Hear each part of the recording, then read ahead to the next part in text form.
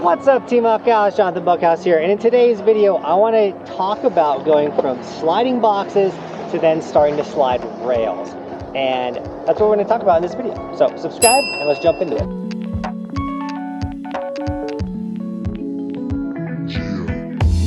Now the biggest difference between hitting boxes and hitting rails are you're going from sliding like a plastic type material to a metal material.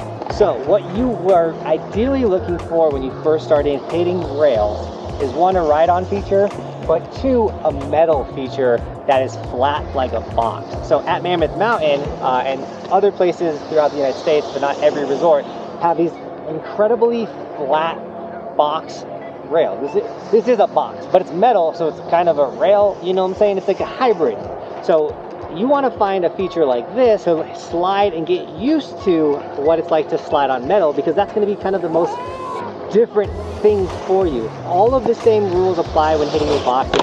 Flat feet, you know, no leaning back, stacked position, literally shoulders over knees, over toes, stacked, not leaning back, not leaning forward. So you can slide these rails and get the feeling of what it's like to slide on metal. Obviously, then you're going to go smaller on the square rail, and eventually you'll take that square rail to a round rail.